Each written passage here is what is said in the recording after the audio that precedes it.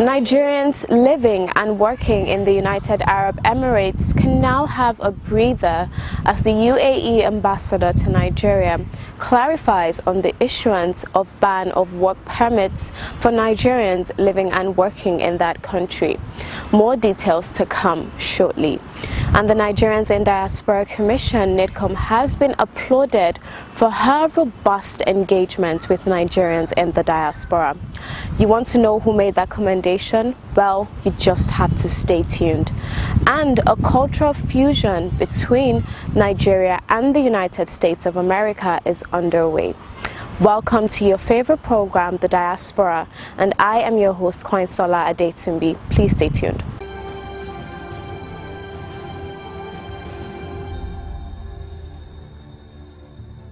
Speculations on the ban on the issuance of work permits for Nigerians living and working in the United Arab Emirates were rife, giving a lot of concerns. But the visit of the Chairman CEO of the Nigerians in Diaspora Commission, Honorable Abike Dabiri Erewa, to the UAE ambassador to Nigeria was a big relief. There are many good Nigerians in UAE that are now being affected by the bad behavior of some. So this not being able to get the work visa is actually affecting some of them. I mean, we have professionals, doctors, teachers that are not affected at all because, you know, they're really up there. But there are some that work legally with some small firms. Now their work permit is not being issued and they didn't do anything wrong, except that the bad ones are now affecting the good. So we just thought, I mean, we have a whole lot of, every day that's what I get, a whole lot of, not even complaints, appeal. That when will this be over?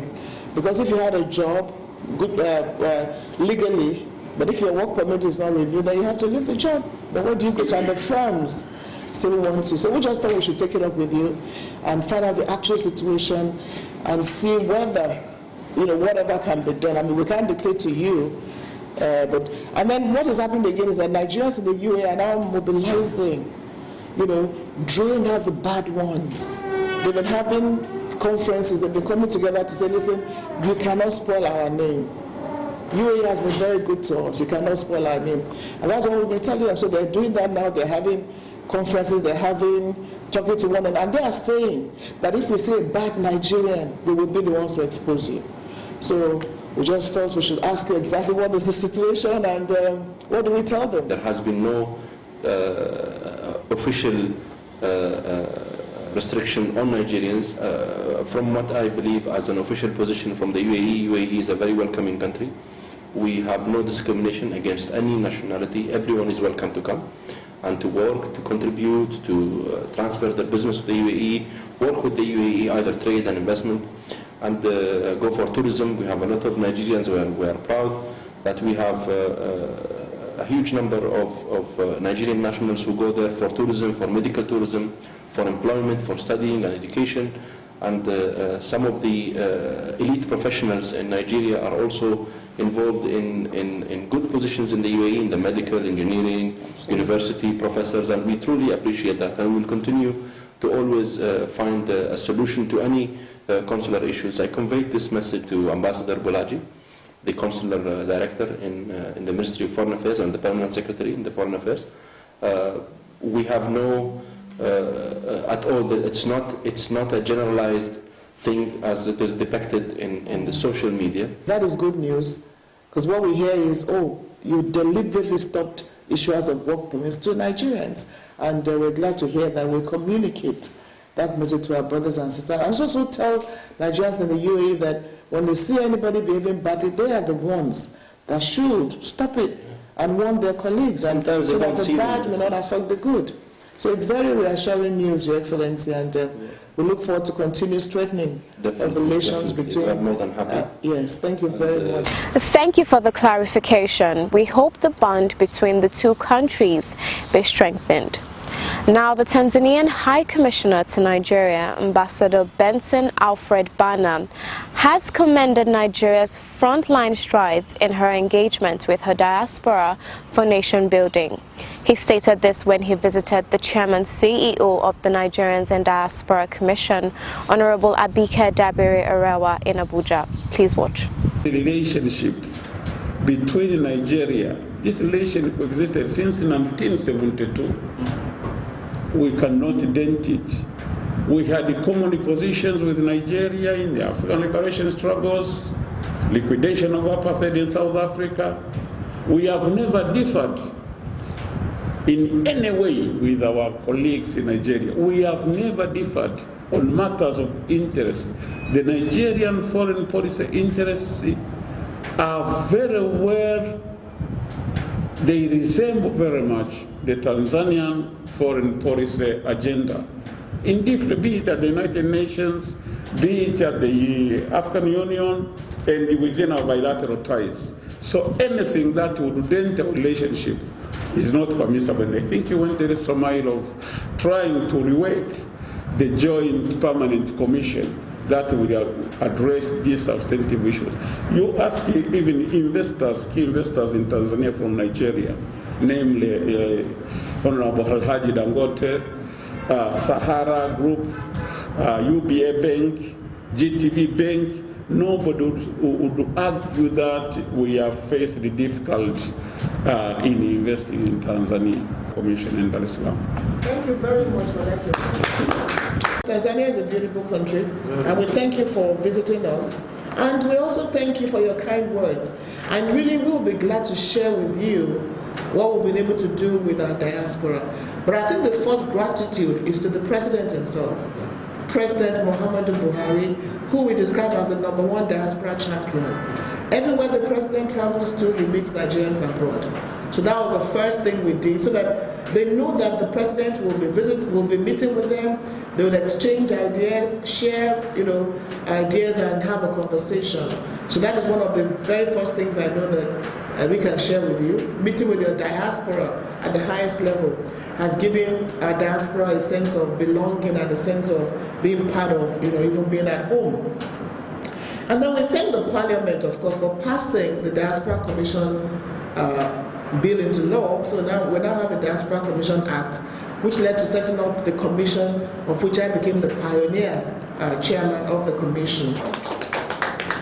So number 2 is that I think you also should have an agency that should be able to strictly deal with your diaspora. I think that helps a lot. And you see, it's not about the number, it's about what they're able to do. So what we tell our diaspora is, it doesn't matter where you are, it's about what you can do and what you are doing with your country. And Your Excellency, I'm glad you also noticed that we have bad stories about Nigerians abroad, and you know that. But we have too many good stories. So we said to ourselves that nobody will tell our stories but ourselves. And by telling their stories, letting the whole world know, Nigeria has just done this, Nigeria has just done that, inspires every one of us. So that even when you hear the bad story of somebody did a drug, it's not of any significance. One person does something bad, I'll give you 10,000 doing great things. So we celebrate our diaspora, and that is celebrating ourselves. And then we keep saying that, as we say, Dr. Bass, it's now about it's not about brain drain, but brain circulation and brain exchange. So we try to get our diaspora to be part of what is going on at home. But the most significant thing we've been able to do, we're about 2 years old, is to have this diaspora policy. And we're going to give you a copy. So we have a diaspora policy that actually is very holistic and deals with every issue that has to do with the diaspora. We worked on it with the IOM, funded by the EU. So we're glad that we have a diaspora policy in place. We have a diaspora investment summit, where we get the diaspora to see where they can invest in. We have a National Diaspora Day. July 25 is our National Diaspora Day. It's been on for about 15 years, but when a commission came on board, we made it bigger and better. Now let's take a glimpse at the just concluded rich cultural endowment of Edo State, a carnival in Italy.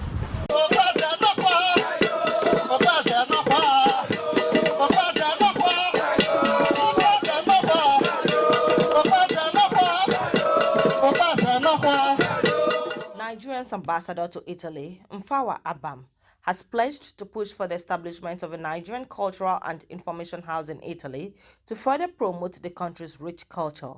Abam made this known during the 2021 Edo Carnival organized by the Edo United Union in Rome, Italy, with the theme Promoting Culture, Tradition, Social Integration and Cultural Diplomacy.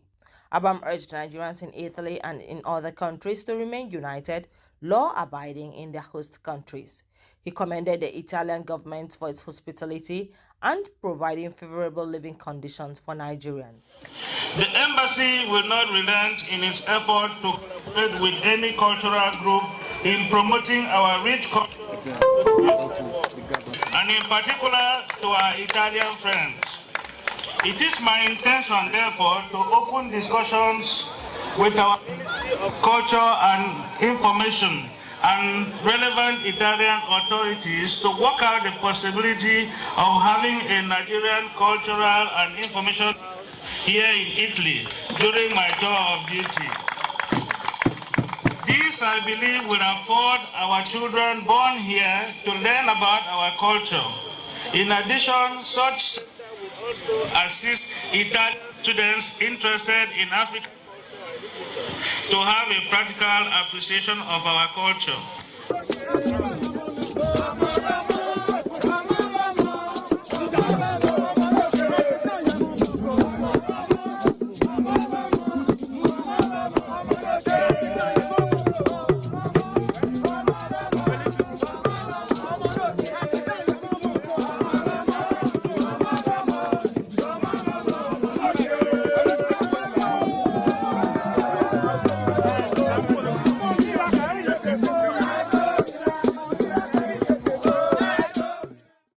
Honorable Abike Dabiri Erewa, Chairman CEO of the Nigerians in Diaspora Commission, is in good stead for a 2-year cultural fusion event series transcending cultural arts and politics.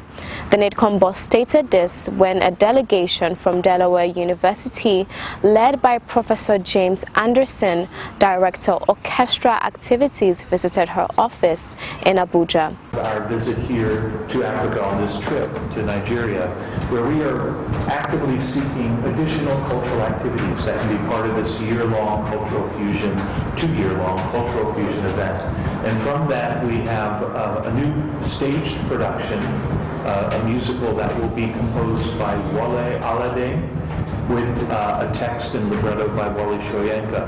And that would be something in collaboration, a partnership with the University of Ife and the University of Delaware. So we would come to Ife and perform, they would come to the University of Delaware and perform this joint collaboration. The first thing that led me to this idea of cultural fusion, because previous concert tours that I've done have been structured differently. This one, really what kicked it off was an initial exploration of the project in South Africa, which would have been more traditional with the Western Classical Orchestra and Western Classical Style Orchestra from South Africa we paired. That didn't quite take off as fast as I had wanted, and that's when I met Wale Delagunja at a conference sponsored by Senator Chris Coons called Opportunity Africa, and is co-sponsored by the U.S. Global Leadership Coalition. And at that conference, I spoke with Wale and I told him about this idea. I have an ambition to take an orchestra to all 7 continents. I don't know how we're going to do Antarctica, that's the hard one. But Wale said, instead of South Africa, why not Nigeria? And at that moment, that was back in 2016, I said, well, I don't know that much about Nigeria. I know it's the most populous country in Africa. I know it's the largest economy, but culturally, I didn't know anything. And I've learned in my career that I'm not afraid of that. I'm not afraid of not knowing, because it becomes a journey of discovery. And as I started to learn about the Nigerian culture, the first major artist that came to my attention was Fela Kuti. And Fela represents what is the core now of this project, this idea of fusion. He took jazz and paired it with highlight, apala, juju, reggae, rock and roll. All these different elements came in and fused together to form Afrobeat. And Afrobeat now is a distinct, recognizable genre. It is not a conglomerate of other things. It is its own thing. And so I started imagining, well, what would be the outcome if we took this Western classical music tradition and paired it with Afrobeat? And then cultural fusion was born. You're welcome to the Nigerian Diaspora Commission office. And we're particularly excited about the cultural fusion that you're trying to organize. I think this will be a monumental program that will actually be a great fusion between Nigeria and America. And I'm glad we realized that Nigeria is blessed with rich culture, which we don't even appreciate enough. So I'm hoping that what you're trying to do, this cultural fusion, will actually be a strong bridge between both countries, and I believe that even America will be better off for it. Yes, absolutely. I like the fact that you're talking about students, the younger generation, and I believe a lot can happen. We're proud of our Nigerians in the diaspora, we're proud of our Nigerians in America, and what we're saying that you're developing American economy, you need to do something back home. So, Wale, thank you for bringing this to Nigeria and getting Delaware. Like I said, this is a cultural fusion that I'm sure will lead to a business and economic fusion between Nigeria and the United States. So we're excited about this and we'll do everything to join you to make it very, very successful. Lincoln have a place in the state of Delaware. Yes. Yes. So Lincoln is leading us in the state of Delaware. Yeah, the governor, the lieutenant governor, all the legislators, they are looking for more of Lincoln. And so I say that to say that, please, whenever we call her, we would love to see her more, because there's so much to do. There's so much opportunities, so much business opportunity that we already, put in place when she came, and people are working on our behalf as we speak. So I use this opportunity to say thank you. I'm going to use this opportunity also to say, the visa, we had a big problem with visa. It was Lincoln through our chairman leadership that just, that helped us to get him visa on arrival. So I want to say thank you very much. Ha! Not so fast. Look, I'm tired. I want to check out of this country for greener pastures. Just calm down for a moment. Please sit down. Do you have a job where you're going to? No, but someone is arranging, Listen, Lincoln. Checking out of this country without proper planning means one thing. Unimaginable begin. I've been in the diaspora, but legitimately doing great things at home and abroad. As I've been saying, without the proper footing abroad, the risk is not worth it. Listen, Lincoln, it's better to be home than be trapped abroad, or even end up in prison.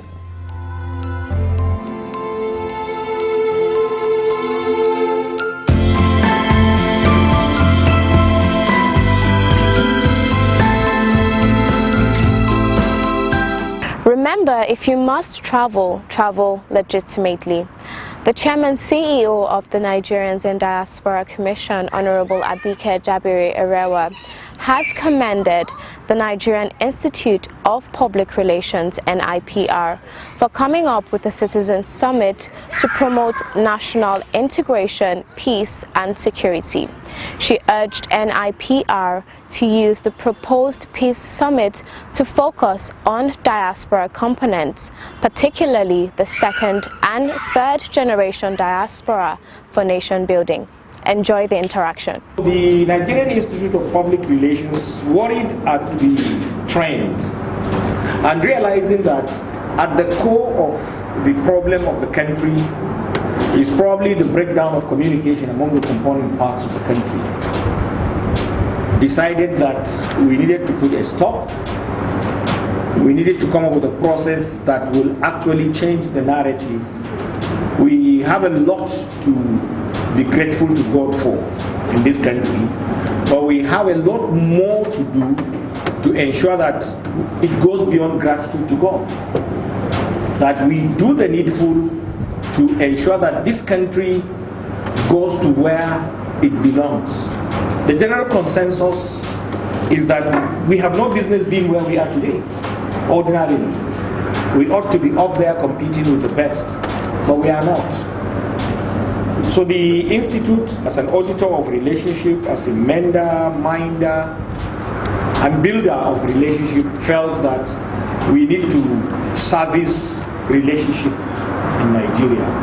And the way to do it is actually for Nigerians to begin to re-engage themselves in a conversation that would restore hope and confidence of all of us in one another. That's why we came up with the idea of convening a summit, a citizen summit on national integration, peace and security that will enable Nigerians come together. The truth of the matter is we are all guilty one way or the other of not engaging effectively with ourselves, and we believe that if we engage with one another, a lot of the problems that we seem to be having are problems that communication can solve. And once we are able to get it right, even the sky cannot be the limit for us. We believe that it is not something that the Institute alone can do. It requires the buy-in of all Nigerians of goodwill, all Nigerians of conscience, all Nigerians who believe that this country is not where it is supposed to be, all Nigerians who believe that, yes, Nigeria can get to where it is supposed to be. There's so much we have as Nigerians. We're so blessed. So as we have this conversation, let's hope that all of us collectively will appreciate that blessing. We will build our country ourselves. We will fix this country ourselves. A lot of us have so much passion and know that if we get it right in the next 10 years, honestly speaking, nobody can rival Nigeria. You may not see, but I believe we're making gradual progress. By 2021 when we have elections, ensure that the votes count.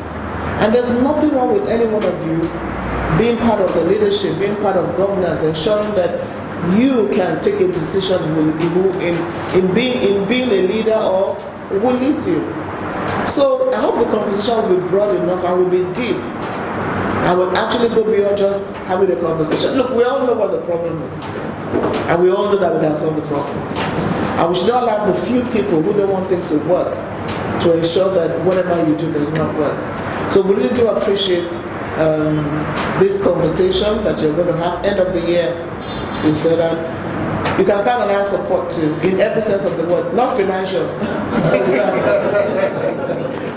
But we support you in every sense of the word. And it will be glad to have the diaspora aspect of the conversation as the seventh region.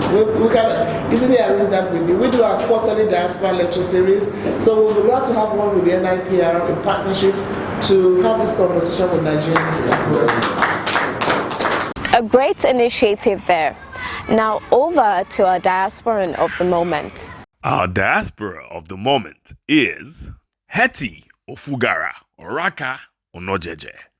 Hetty Ofugara is a Delta-born Nigerian woman. Prior to her trip to the United States, Hetty Ofugara schooled at the University of Port Harcourt, Uniport, and graduated with her BSc in 1992.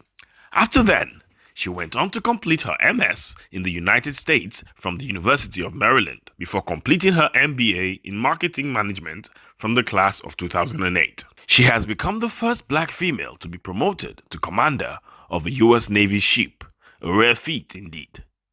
Congratulations. We celebrate you as our diaspora of the moment. Thank you for staying all through the program. We hope it's been worth your while. And in case you have anything to share with us, please do not hesitate to do so as we expect feedback on our show. Remember, you can reach us on all our social media platforms. On Facebook at Nigerians in Diaspora Commission, on Instagram at nitcom_gov, on our YouTube page at nitcom_gov, and on our website at www.nitcom.gov.ng. You can also join us on DSTV at NTA Network on Friday at 10:30 a.m., on NTA International on Tuesday at 6 a.m. and 10:05 p.m., on NTA News 24 on Friday at 2:30 p.m., and on Sunday at 10:30 a.m. You can also join us on WAP TV on Thursdays at 9 a.m. and on WTV on Wednesdays and Sundays at 8 a.m. And you can join us on Ben TV London at 4:30 p.m. on Saturday. I remain your host, Koinsola Adetumbi. See you next time.